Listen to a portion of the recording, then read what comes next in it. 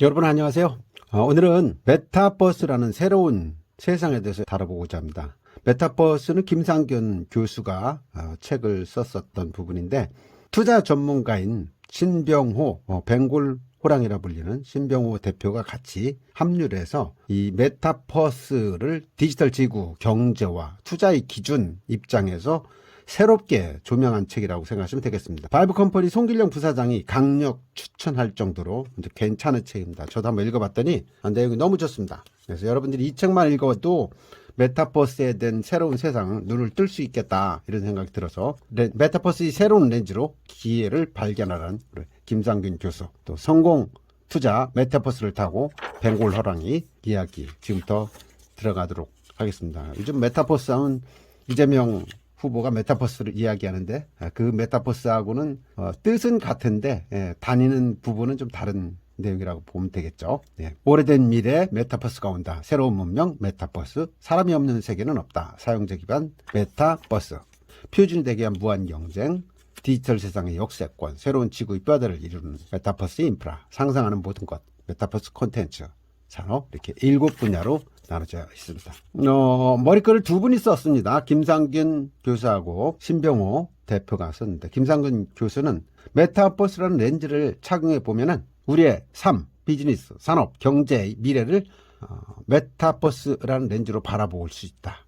내가 건네주는 렌즈는 작고 초라하지만 그 렌즈를 통해서 여러분들은 현명한 눈으로 마주할 세상의 가치는 무한하리라 믿는다. 이렇게 설명을 했어요. 다음에 신병균 대표는 메타버스가 만들어가는 세상은 가상의 세계이지만 현실의 세계는 투자의 세계다. 메타버스를 경험만 하는 것으로 그치지 말고 산업의 태동과 성장을 지켜보면서 지금이라도 투자의 세계에서 훌륭한 기업과 함께 이 커다란 파도 위에 나의 자산을 드라이빙 하기를 바란다 라고 이렇게 경제적 시각에서 썼습니다. 첫 편, 오래된 미래 메타버스가 온답니다.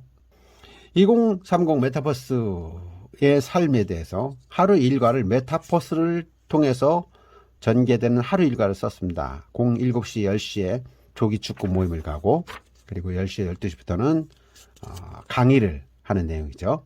이 강의 현장만 이렇게 잠깐 비춰도 재밌습니다. 메타버스 코인으로 공간 소품을 구매해서 강의실을 잘 꾸며놨더니 학생들 머리에는 상태창이 떠 있고, 상태창에는 과제를 했는지, 수업 자료를 미리 읽고 왔는지, 출석을 잘하고 있는지 다양한 강의 관련 정보들이 담겨 있었다. 토론에 더 집중하기 위해서 강의실을 스타벅스 카페 형태로 바꿨다. 금세 학생들은 335 테이블에 모여서 열띤 토론을 벌인다. 이번엔 애플 플래그십 스토어를 복제한 새로운 가상 강의실에서 학생들이 벌인 토론 내용에 관한 피드백을 진행했다.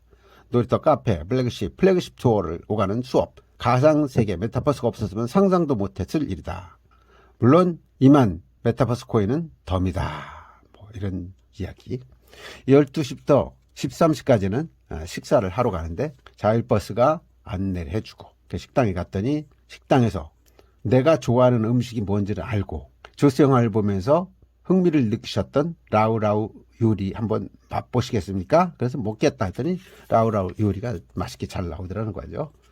4시부터 3시 반까지는 쇼핑몰 가서 쇼핑몰에서 물건을 사는데 메타버스를 이용해서 물건을 보는 거예요. 그리고 거기서 고르면은 실제로 입는 모습도 연출할 수 있고, 옷을 고르면은 바로 사갖고 나올 수 있는 거죠. 이런 식으로 해서 15시, 17시, 그 다음에 19시, 21시 이야기도 재밌습니다. 카일룸이라는 것이 죽은 이 삶에 담긴 흔적을 인공지능으로 재구성해서 유가족가 보여주는 서비스라는 얘기예요. 예를 들어 정우섭이 죽었다. 고인이 된 날 많은 사람들이 모여서 추모를 하는데 정우섭이가 계속 떠드는 거예요. 너 왔구나, 누구 왔구나, 뭐 이런 식으로 얘기를 하면서 대화를 나누는 그런 시간. 근데 그 대화를 나누는 것은 단 하루만, 카일룸 서비스는 1년에 단 하루만 산자와 죽은 자의 삶을 경계를 허물어가면서 하고 있다. 24시간을 메타버스와 함께 살아가는 그런 이야기. 증강현실, 거울세계, AR, 라이프로깅 등 다양한 메타버스에 대한 이야기가 나오고요. 그렇다면 메타버스는 무엇인지, 어떻게 세상을 변화시킬 것이며 어떤 기술과 기업이 있는지 지금부터 한번 살펴보도록 하겠습니다. 메타버스는 1992년에 출간한 닐 스티븐슨의 소설 스노우 크래시에 처음 나오는 단어라고 그러죠. 소설 속에서 나오는 가상세계 이름이 바로 메타버스였습니다. 이 메타버스라는 세계에 관심을 보이기 시작한 것은 스티븐 스필버그 감독 영화 레디 플레이어, 이것이 흥행에 성공한 이후부터 있다고 나옵니다. 메타버스는 메타라는 단어와 버스라는 단어가 합친 겁니다. 유니버스라는 단어가. 그래서 메타는 초월이라는 뜻, 그리스어의 메타, 초월을 뜻하는 단어와 세상을 뜻하는 유니버스가 합쳐져서 초월한 세상이다, 이렇게 이야기를 하면 되겠죠. 메타버스 세계에 들어가려면 아바타가 있어야 됩니다. 여러분은 아바타를 하나 구입을 해서 아바타를 통해서 내 캐릭터를 예쁘게 모자도 씌우고 옷도 입고 뭐 화장도 하고 이렇게 해서 나만의 아바타를 만들어 가지고 메타버스 이 세계로 진입을 하셔야 되는 거예요. 메타버스를 대변하는 단어는 살아가는입니다. 살아간다는 얘기죠. 메타버스라는 온라인 세상에 단순히 체류하는 게 아니고 생산적인 활동이 가능한 세계라는 겁니다. 예를 들어서 일을 하고 재화를 벌고 소비하면서 순환이 이루어지는 등 내가 일상세계에 살아간다는 느낌, 온라인 세상에 살아간다는 느낌이 어느 정도 일치가 돼야 한다는 거죠. 다음 세 번째, 메타버스 세 번째 단어는 디지털 지구입니다. 화성을 대체할 수 있는 대안이 무엇일까요? 이때 등장하는 것이 바로 메타버스입니다. 새로운 행성을 개척하는 것이 아니라 지구에 그동안 없던 새로운 세상을 입히는 개념이죠. 정리하자면 메타버스는 나를 대변하는 아바타가 생산적인 활동을 영위하는 새로운 디지털 지구다, 이렇게 풀어낼 수가 있는 거죠. 인간의 기억까지도 AI가 조작하는 세상. 인간들은 태어나자마자 AI가 만들어낸 공간에 갇혀서 AI 생명 연장을 위한 에너지로 사용됩니다. 이 과정에서 사람들은 자신이 가상의 세계에 갇혀 있다는 사실조차 모른 채 가상현실을 실제라고 생각하며 살아갑니다. 1999년 개봉됐던 영화 매트릭스의 줄거리죠.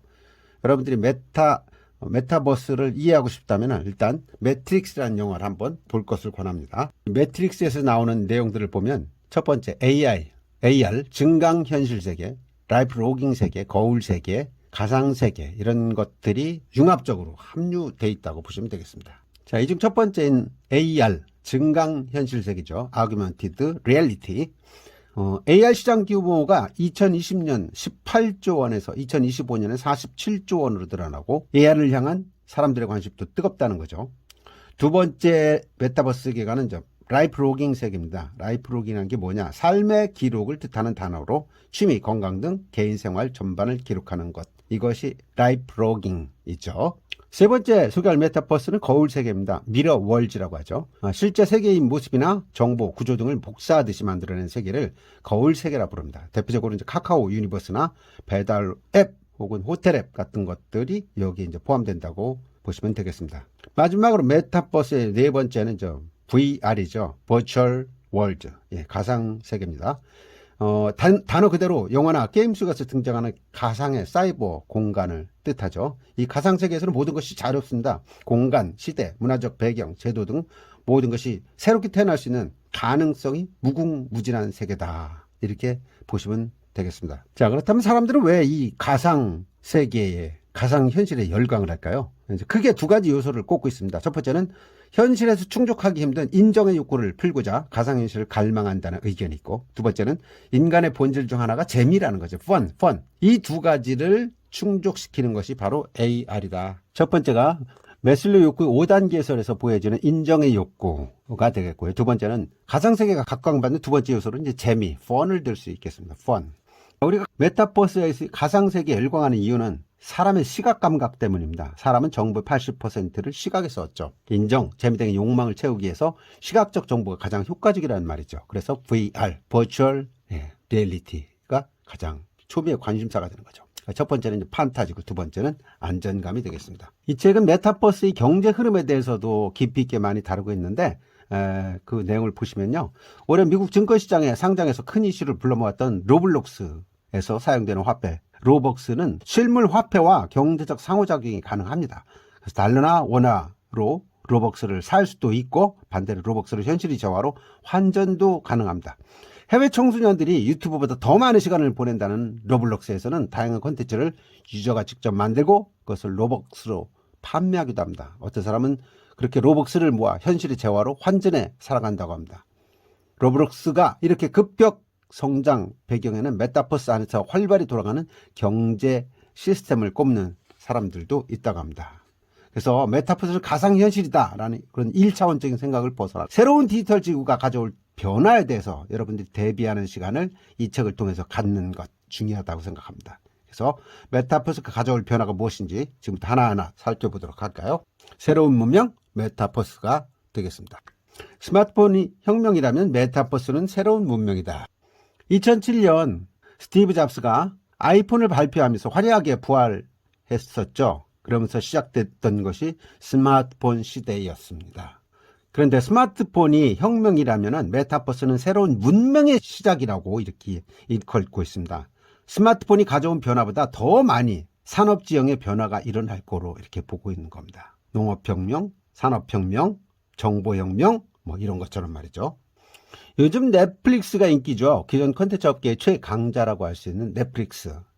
가입자도 2억 명이 넘었지만은 우리 또 대한민국의 드라마들이 10개 중에서 4개를 지금 차지할 정도로 여러분 다 아는 오징어 게임, 지옥이 있고요. 갯마을 차차차가 있고 연모가 있죠. 이렇게 4 드라마가 지금 넷플릭스 순위 10번째 순위 안에 4개가 들어가 있습니다. 그만큼 유명한 것이 넷플릭스가 됐는데 이 넷플릭스라는 건 컨텐츠 업계의 강자입니다. 컨텐츠. 근데 메타버스 시대가 오면 사람들은 남는 시간을 어디서 활용하냐? 메타버스라는 콘텐츠 바다에서 시간을 허비할 가능성이 높다는 얘기죠. 그렇다 보면 메타버스는 넷플릭스의 직접적인 경쟁자가 된다는 얘기입니다. 그래서 여러분들이 지금 메타버스라는 세계 큰 지각병동에 주목을 해야 된다는 얘기죠. 2004년 개봉된 아이로봇이라는 영화를 보면 로봇 3원칙이라는 게 나옵니다.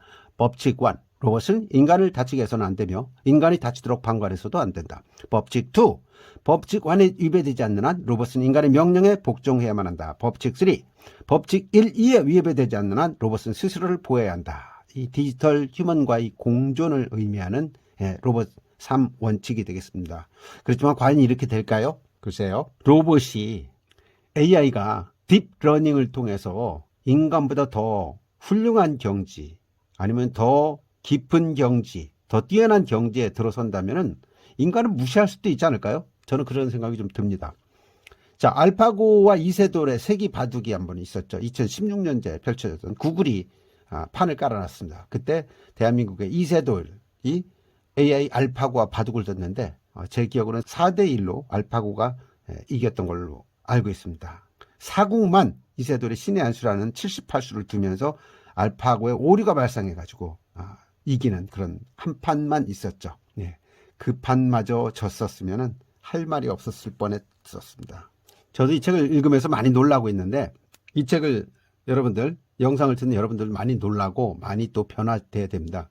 자, 19세기에 보면 미국 인구의 70%가 농업에 종사했다고 하죠. 그런데 미국 인구의 농업 종사하는 사람은 현재는 불과 2%밖에 안 된다고 합니다. 그럼 나머지 68%는 어디로 갔을까요? 뭔가 다른 일을 하고 있다는 얘기죠. 사라지는 일자리보다 새로 생기는 일자리 수가 더 많을 거라고 하는 거죠. 예상되는 새로운 일자리는 약 39만 개인 반면 사라지는 일자리는 7만 5천 개, 5배가량 차이가 난다.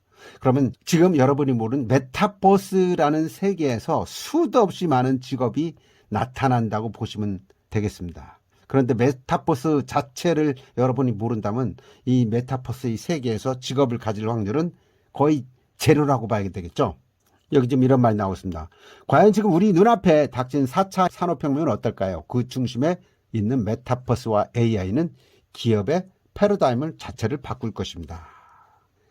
기업의 패러다임 자체가 바뀌는 메타버스, AI를 모르고서 살아남을 수 있을까? 의문이 되는 대목이죠.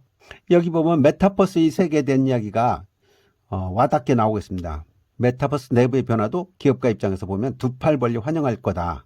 근로자와 마찬가지로 AI가 발전하면서 기업은 더 이상 공간의 제약을 받지 않는다. 비싼 임대료를 주고 사무실 임대할 필요 없이 메타버스 내부의 가상 공간에서 업무를 진행하죠. 각종 미팅, 회의, 소모자는 이동 비용도 메타버스 세계에서는 필요가 없습니다. 메타버스 세계관 안에서는 그저 버튼 하나만 누르면 회의장소 도착하고 버튼 하나만 누르면 거래처 회사에 가는 시대가 옵니다. 임대료고 뭐고 다 필요 없는 거죠. 사무실도 필요 없고. 이런 요소는 모든 기업의 효율성을 증대시키는 방향으로 갈 겁니다. 보시죠. 얼마나 엄청난 변화가 나오는지. AI 발전은 소비자가 메타버스 살아가는 시간을 더 늘릴 가능성이 매우 크다.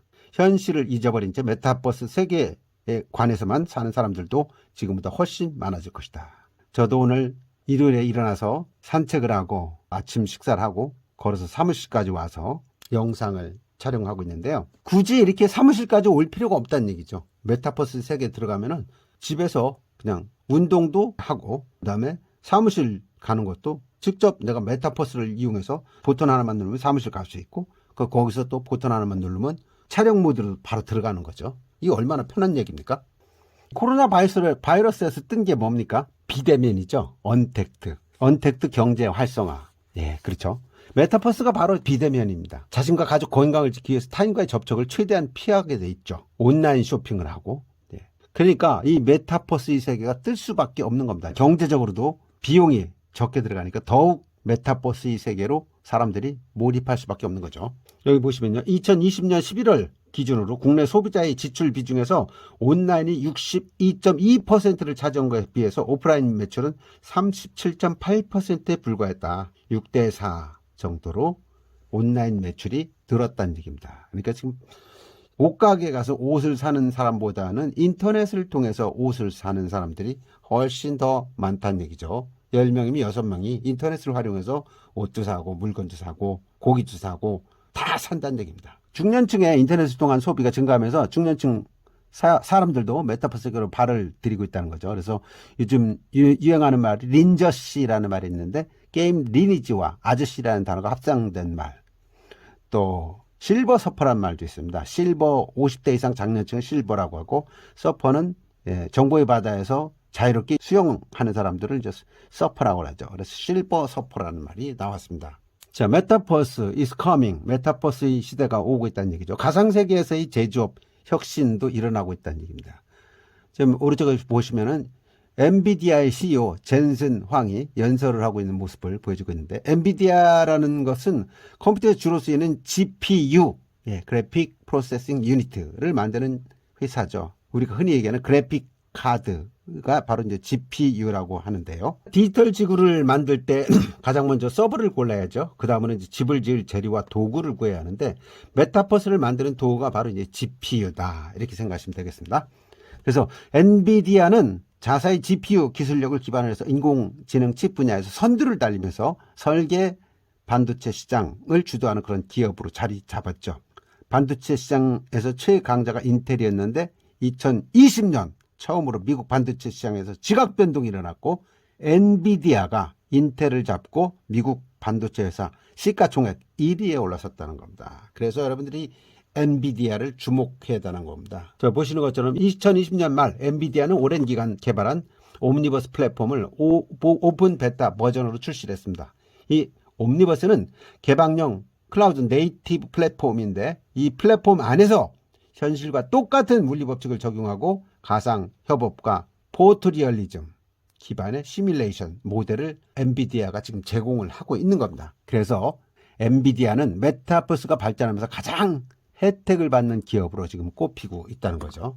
우리는 흔히 제조업이 내리막길이라고 하는데 이 제조업 분야에서도 가상 공간을 구축을 하게 되면은 새로운 동력을 찾을 수 있다는 얘기입니다. 그래서 대한민국 정부가 XR을 활용해서 화학, 자동차, 조선해양 등 국내 3개 제조업 분야에서 가상 공장을 구축할 계획이라고 발표를 한 적이 있죠.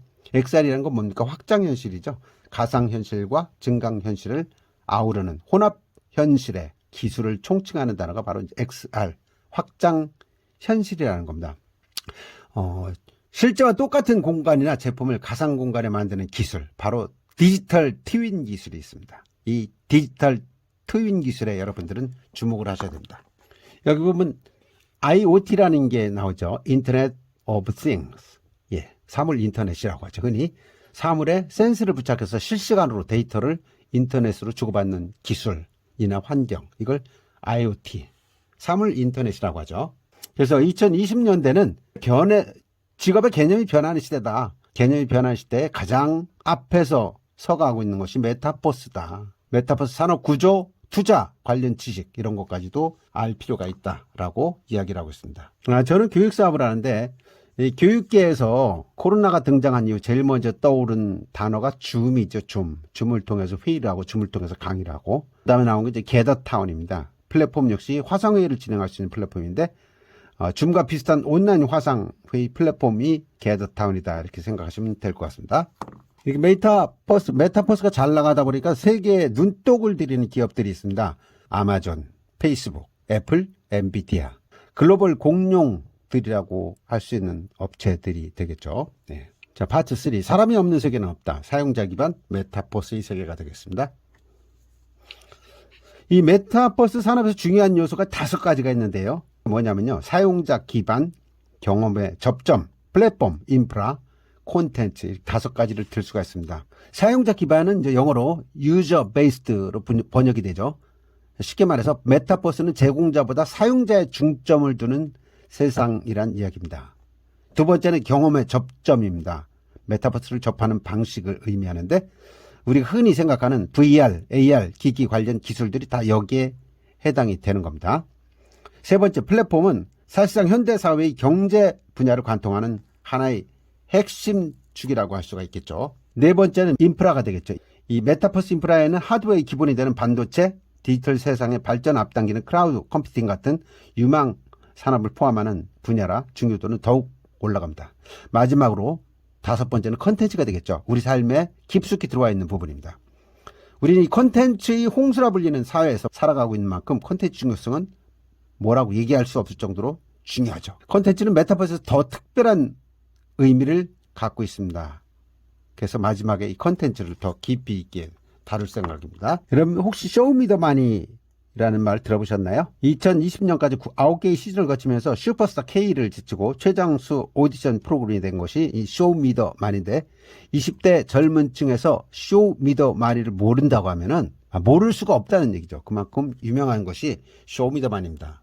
흔히 X세대, Y세대, Z세대라는 말을 합니다. X세대는 70년대에 태어난 사람들이죠. 더글라스 쿠플랜드가 출간한 X세대에 처음 등장한 용어가 X세대입니다. 70년대생. Y세대는 언제예요?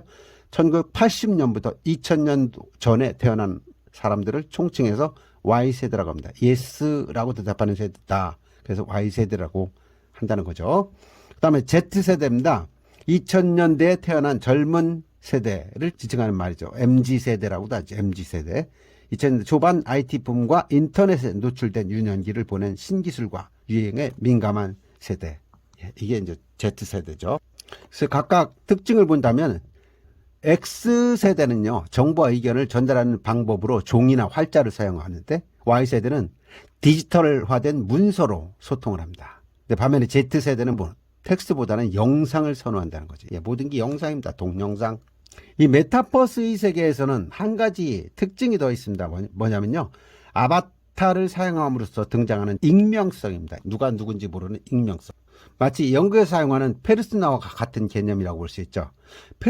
페르소나라는 게 뭐예요? 그리스로 가면이라 뜻입니다. 가면을 쓰는 인격. 그게 아바타죠. 그래서 사용자 기반이 중요한 메타버스는 이점과 단점을 마치 동전의 양면처럼 동시에 가지고 있다고 보시면 되겠습니다. 요즘 그 메타버스 세계에서 가장 뜨거운 플랫폼이 단연 로블록스죠.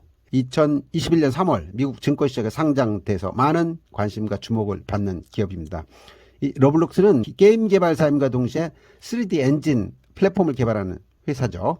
샌드박스 형식으로 모든 게임의 참여와 제작을 유저들에게 맡깁니다. 그래서 단순히 3D 그래픽으로 플레이하는 그런 게임 방식이 아니라 개발자들에게 오픈소스 플랫폼을 제공합니다. 이들이 주목을 받는 이유, 경제성과 관련이 있습니다. 로블록스에서 통용되는 화폐인 로벅스는 현실 화폐와 교환이 가능합니다. 로블록스의 이용자는 몇 명이나 될까요? 누적 가입자 수 확인해 봤더니 2021년 2월 현재 월간 이용자 수가 1억 6,400만 명.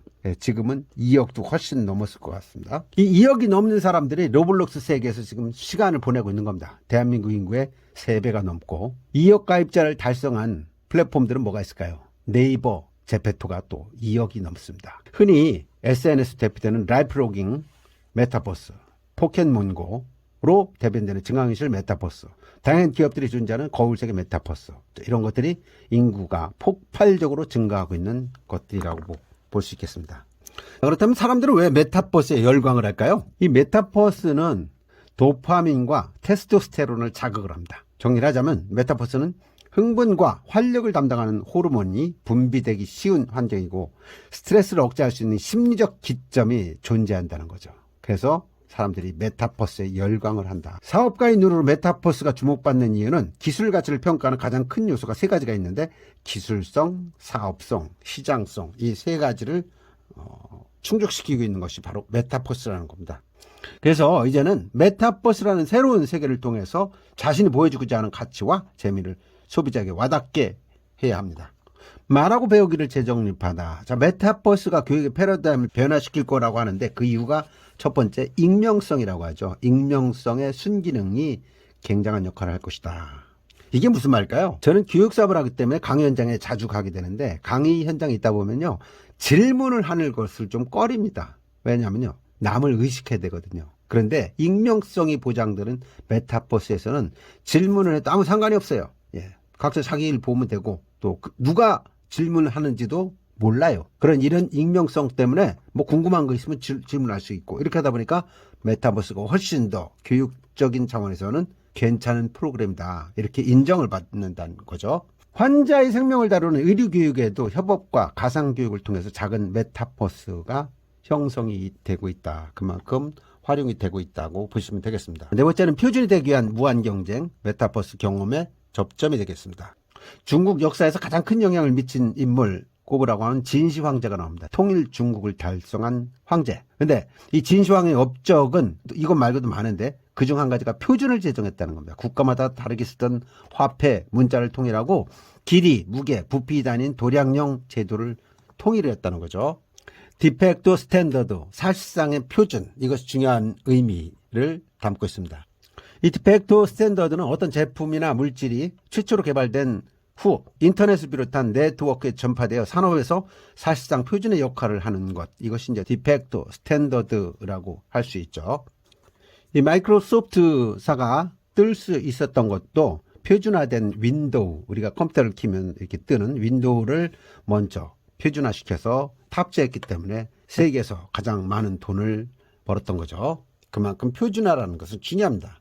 그래서 메타버스 세계를 이끄는 기업은 앞으로 막대한 부와 명예를 거머쥘 거고 스마트폰 혁명기의 애플이나 페이스북 같은 글로벌 IT 대기업들이 그랬던 것처럼 그렇게 바뀔 거라는 얘기죠.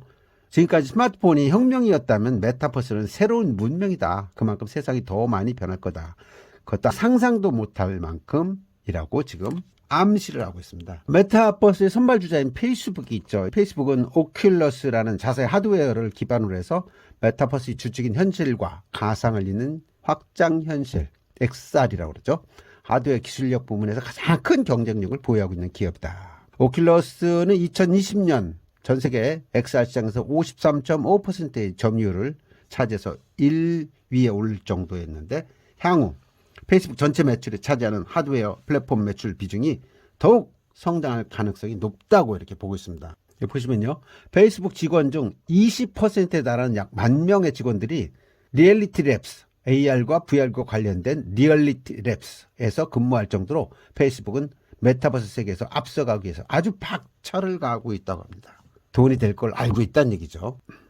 페이스북이 만들어가는 비즈니스 생태계는 향후 미디어, 콘텐츠, 광고, 소셜미디어 등을 한데 모은 메타버스 세계관을 오큘러스 플랫폼을 통해서 대중에게 제공하는 그런 그림을 그리고 있는 겁니다. 기존의 모바일은 모바일 소셜미디어를 메타버스 플랫폼으로 인식하기 위한 초석을 다져가고 있다는 점에서 페이스북의 장기 성장력 아주 매우 높다고 볼 수 있다는 거죠. 다음은 디지털 세상의 역세권 메타버스 플랫폼을 알아보겠습니다. 에어앤비, 우버, 구글, 유튜브, 알리바바, 페이팔 100조가 넘는 가치를 가진 기업들이죠. 이 기업들의 공통점이 뭘까요? 플랫폼 비즈니스라는 겁니다. 플랫폼 하면 승강장을 뜻하죠. 네. 기차, 지하철 등 다양한 교통수단과 승객이 만나는 공간. 승객은 돈을 지불하고 운송수단은 승객을 원하는 장소로 데려다 주면서 서로 이득을 챙기는 장소. 이걸 이제 플랫폼이라고 하는데 이 플랫폼을 만들어 놓으면 플랫폼 속에서 사람들이 거기서 놀게 돼 있습니다. 그러면 자연스럽게 플랫폼을 갖고 있는 회사는 돈을 벌게 되는 거죠. 그래서 총성 없는 플랫폼 전쟁을 하고 있다고 표현하고 있는 겁니다. 플랫폼은 중개 역할이라고 표현도 되고 있습니다. 카카오톡이 메신저 앱 시장에 2010년에 진출했죠. 그리고 2011년에 네이버 라인이 출시됩니다. 그런데 1년이란 기간 차이 때문에 둘의 성패가 갈렸죠. 카카오톡은 사회적 이슈가 됐습니다. 당시 카카오는 카톡에 무료로 할 수 있도록 해줬죠. 돈이 들어가던 문자 메시지 완벽하게 대체를 해줬고, 이 플랫폼을 먼저 만들면서 카카오톡의 점유율은 고공행진을 한 겁니다. 이게 바로 플랫폼의 중요성이죠.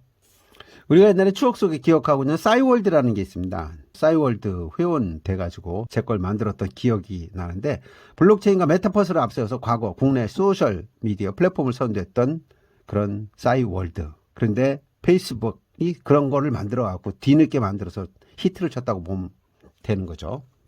그 명성을 되찾겠다고 싸이월드가 하고 있다는 겁니다. 앞에서 메타버스를 디지털 지구라고 표현을 한 바가 있죠. 새로운 문명이라고도 이야기를 했고, 기존 산업에서 메타버스를 도입해서 새로운 플랫폼의 변화를 지금 꾀하고 있습니다. 그렇다면 이 메타버스가 기존 산업과 만나서 어떤 변화를 일으키는지 한번 살펴볼까요? 메타버스는 자동차 산업을 새롭게 디자인하고 있다고 합니다. 모빌리티 산업이 전기차, 수소차 등 친환경 자동차를 새로운 국면을 맞이하고 있는데, 최근에는 이 버스와의 융합이 더욱 지금 주목을 받고 있다고 보고 있습니다. 2020년 기준에서 신차의 최소 20%가 온라인으로 판매가 됐고요. 자동차 판매 44%는 온라인 조사에서 시작이 된다고 합니다. 그래서 앞으로 이 차는 미국 자동차 기술자 협회가 지정한 자율주행 레벨 4의 첨단 기술은 운전자가 직접 운전하지 않고 차 안에서 온라인 콘텐츠를 소비하거나 영화를 보며 휴식을 취하는 것이 가능하도록 자동차 산업이 변신하고 있습니다. 다음은 파트 6. 새로운 지구의 뼈대를 이루는 메타버스의 인프라가 되겠습니다. 인프라는 인프라스트럭처의 준말이죠. 산업 현장에서 생산이나 생활의 기반을 형성하는 중요한 구조물, 도로 따위 산업 기반, 이것이 인프라인데, 학교, 병원 등을 의미하는 생활 기반을 포용하는 단어가 됐습니다. 그래서 사실상 모든 영역에서 사용하는 단어로서 주로 사회적 생산이나 경제활동의 토대를 형성하는 사업의 기초 영역을 뜻하기도 하죠. 메타버스 인프라 중 하나는 통신망이죠. 주로 이제 3G, 4G라는 단어로 부르는데, 요즘은 이제 5G 통신망이 전 세계적으로 계속 발전하고 있고, 이로 인해서 우리가 이제 자율주행 차량, AI 등 4차 산업혁명을 꿈꿀 수 있게 된 겁니다. 그래서 요즘은 또 5G를 지나서 6G 통신망이 필요하다고 합니다. 왜요? 메타버스 가상세계를 이룩하기 위해서는 6G가 필요하다는 거죠. 세계 최초로 5G를 상용한 삼성전자가 6G 네트워크를 빠르면 2028년에는 상용화할 수 있다고 이야기를 하고 있습니다. 삼성 무섭죠? 삼성이 6G를 만들면 역시 또 플랫폼을 그렇게 발전시키는 일이 되는 겁니다. 자, 그렇다면 메타버스 인프라와 관련된 기업들이 어떤 모멘텀을 가지고 또 자신들의 기술을 갈고 닦는지 알고 분석해 보는 것도 중요하겠죠. 페이스북의 오큘러스, 마이크로소프트의 홀로렌즈가 하드웨어 플랫폼이라면 이를 프로그래밍하는 솔루션이 바로 3D 엔진이라고 할 수 있습니다. 그런데 이 3D 엔진에서 시장 점유율이 높은 기업이 있습니다. 하나는 유니티이고요. 두 번째는 에픽 게임즈라는 회사입니다.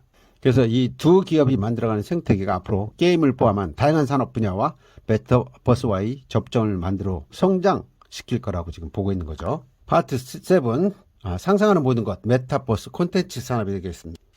지금은 콘텐츠 시대라고 그러죠. TV는 과거에 누렸던 영광만은 못하지만 대신 유튜브, 틱톡, 팟캐스트 등 다양한 플랫폼이 존재합니다. 1인 미디어 시대라고 부르는 지금 유튜브에는 1분에 500시간 분량의 영상이 업로드된다고 합니다. 유튜브에 하루에 업로드된 동영상을 한 사람이 다 보려면 무려 18년이 소요된다고 합니다. 어마어마하죠? 네. 여러분, 호모 루덴스라는 걸 아십니까? 노는 인간 또는 놀이를 즐기는 인간이라는 뜻이죠. 예. 사람들은 노는 걸 더 좋아한다는 겁니다. 그래서 유럽에서는 주 4일 근무제가 진행되는 기업들이 많고 정부 차원에서도 지지를 많이 하고 있다는 거죠. 얼마 전에 이재명 후보가 주 4일 근무제에 대한 이야기를 잠깐 언급했는데, 그걸 갖고 막 뭐라고 막 갑론을박이 벌어지더라고요. 근데 이게 현재 추세입니다. 4차 산업혁명이 진행될수록 가속화될 가능성이 있고 주 4일 근무제는 정착될 가능성이 높다고 보시면 되겠습니다. 왜냐고요? 인간은 호모 루덴스이기 때문입니다. 노는 인간, 재미를 즐긴다는 거죠. 그래서 그렇게 일주일에 5일씩 일하고 싶지 않다는 얘기죠. 4일만 일하고 3일은 쉬고 싶다, 이런 개념입니다. 콘텐츠와 재미 추구 이런 것들을 다 아우를 수 있는 것이 뭐다? 메타버스다. 메타버스. 다음에 이제 여러분들에게 정보를 드리는 건데, 네이버가 검색 엔진으로만 우리가 알고 있습니다. 네이버는 처음 검색 엔진을 사업을 시작을 해서 지금 쇼핑, 마케팅 등 다방면에 손을 뻗고 있는 대한민국 IT 업계의 거목이죠. 네이버 포털 외에도 우리가 가장 잘 아는 네이버의 사업 부문은 바로 웹툰인데요. 이 네이버는 웹툰과 소설, 공연 등 다양한 콘텐츠를 기반으로 해서 해외에도 진출할 만큼 콘텐츠에 빠삭한 기업입니다.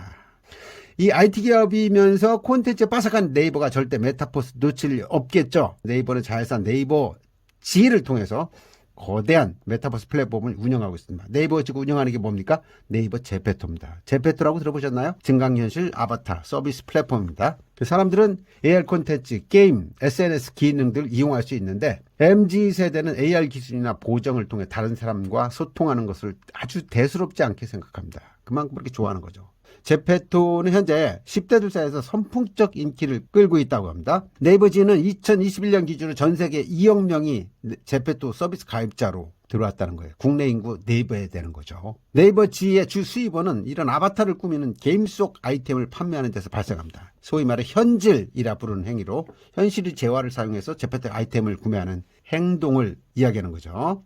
한 이용자는 제페토 안에서 패션 아이템을 팔아서 한 달에 300만 원 넘는 수익을 올리기도 한다. 이게 바로 제페토는 메타버스의 특징 중 하나인 경제성이 탑재된 플랫폼이라고 보시면 되겠습니다. 자, 이 제페토 가입자가 2억 명 넘었다는 얘기 말씀드렸죠. 그중 90%가 외국인이고 국내만을 취급하다 기존과 시장의 크기부터 다르죠. 이 제페토는 단순히 증강현실을 통한 가상 세계 놀이로 자신들의 서비스를 한정짓지 않고 SNS 마케팅 등 라이브 블로깅 메타버스까지 플랫폼 안에 녹아들도록 만들었습니다. 제페토 드라마도 있죠. 예.